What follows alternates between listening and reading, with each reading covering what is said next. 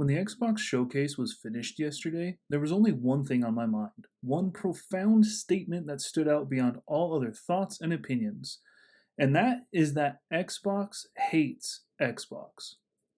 We all know these gaming companies sell their consoles and platforms at a loss, later to be covered by the profit made from selling software and accessories and anything else.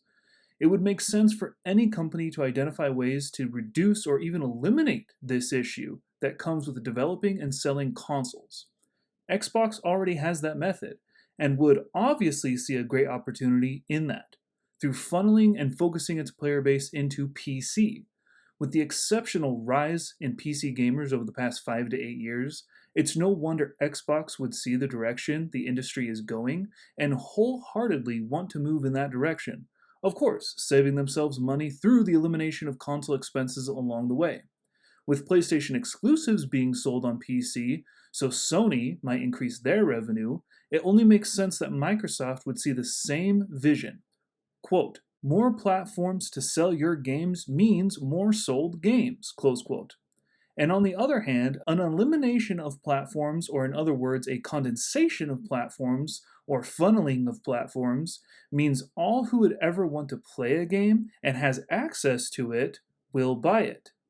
See, Microsoft are no dummies, and the leads at Xbox are no different.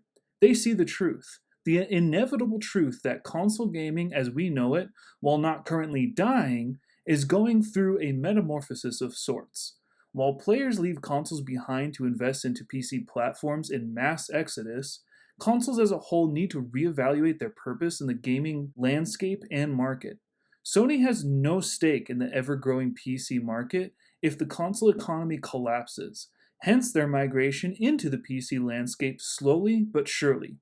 I am not a fan of Xbox, and never really have been. Having both the Xbox 360 and the PS3, it was clear to me at the end of that console generation where the separate and competing companies were going, and I could not follow Xbox down their path. Sony seemed to be the only logical choice.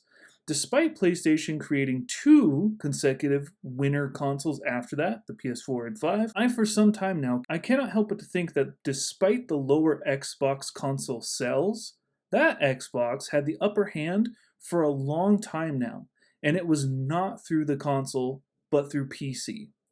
Evaluating games to be released and games that have been released on the competing Microsoft and Sony consoles, the choice to play on PlayStation has always seemed obvious to me.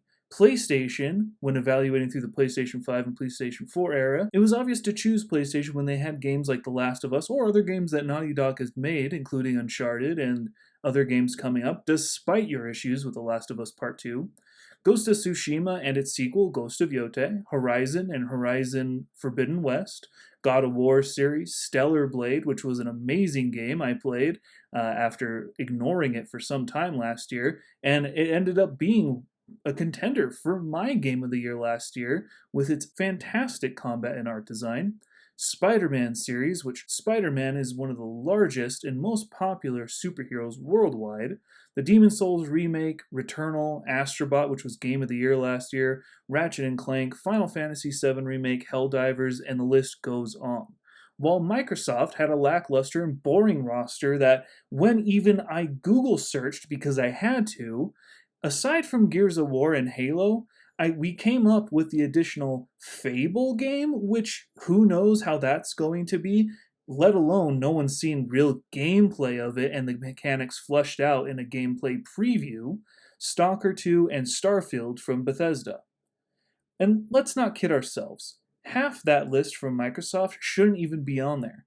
Stalker was somewhat of a surprise for when the game was released. Most players who decided to play it had never even heard of the franchise before. Not to mention that Bethesda, the makers of Starfield, was not even acquired by Microsoft until this current console generation anyway. So using that list of games from Microsoft to determine what platform you would want to buy, you wouldn't even use Stalker or Starfield in that list to determine what console you would want to purchase until now. It was illogical, if not simply ignorant, to, as a gamer, choose Xbox over PlayStation when making the evaluation of what console to buy if I just wanted to play games. Jumping back into present day and the wrapping up of the Xbox showcase, Xbox has only proven me right. By whoring out their exclusives, air quotes, to the competition, they have gone directly against their own player base and the indirect promise of exclusivity so they can sell more games to more people. Let's establish one thing before continuing much more. The console wars are not stupid. They are a means of competition to keep competition healthy and alive so us gamers can have better prices and companies competing for our money and time. The more platforms and companies competing for our time is a good thing. It shows they respect your buying power and will want to earn your money through the delivery of a good product. For the same reason, Big Macs can only be acquired at McDonald's is the same reason Halo can be played on Xbox. Competition. If I have to spell it out for you any more than what I've already done, you're a lost cause and should probably stop watching this video, go read a book on marketing and business. When looking at what console to buy, I must make the decision that is most important. If I buy this console versus the other, will I be able to play the most and best games that are coming out from the industry? With the aforementioned games from Sony of The Last of Us, Ghost of Tsushima, Ghost of Yotai, Horizon, God of War, Stellar Blade, Spider-Man, Demon's Souls Remake, Returnal, Astrobot, which was last year's Game of the Year, Ratchet & Clank, Final Fantasy Remake, and Helldivers, the choice was so much more obvious and is so much more obvious. Sony could be the only choice. My main takeaway from the Xbox showcase was this. This is not a showcase for Xbox, but for me, a PlayStation gamer, who gets to play everything shown in this showcase with minimal exceptions. Xbox hates Xbox. Now that Big Macs are acquired through the Wendy's drive-thru, I will only ever go to Wendy's. Xbox looked at their player base on console and said, these players have purchased our platform with some idea there will be exclusivity, but now have reason to purchase the competition's product.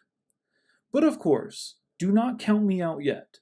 I see through their big idea, and to say it is anything less than genius will be an understatement. As mentioned before, Xbox wants all consoles to die, and to eliminate themselves from the arena means Sony stands alone, with no competition, raising their platform prices, and, or just directly competing with PC. For those who have brain cells would know, PC is growing faster than ever. As mentioned before, people are leaving in droves from their consoles to become part of the PC master race. Game Pass is too much of a screaming deal to pass up, and Steam has anything anyone could ever want. And with the PC landscape having its own competitors of different platforms like Battle.net, Steam, Xbox Game Pass, and Epic Games, the company behind the scenes reaping the rewards from all those companies is Microsoft. It is only a matter of time before PlayStation has to bend the knee and join PC as well, inevitably paying homage to their master. When that happens, it's Microsoft, for those who aren't keeping up. In summary, or to wrap this up, maybe to put it into perspective, PC gamers have no reason to play on console for the most part, but I assure you sales of consoles will increase when the release of GTA 6 occurs, as it will only be on consoles when it first launches, as the attempts to not play the game from the PC community will fail, as their and all gamers' desire to play the game is too great.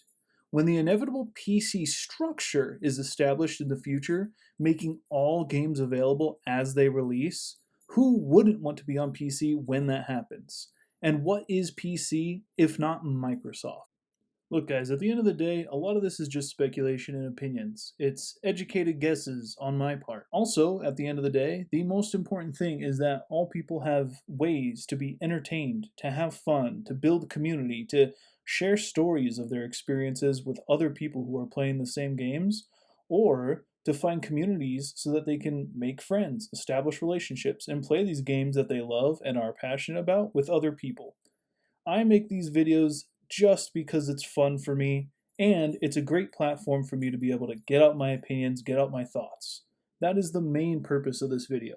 If you have any thoughts, if you agree with me or disagree with me, let me know in the comments below. Feel free to like and subscribe, as I am trying to make more videos more often, but it gets hard when I have other things to do in life or just other things to prioritize. Your feedback, your comments, and your support goes a long way for me, and I appreciate the fact that you even watched the video to this point if you're hearing this. I hope you have a wonderful rest of your day. Stay safe and take care.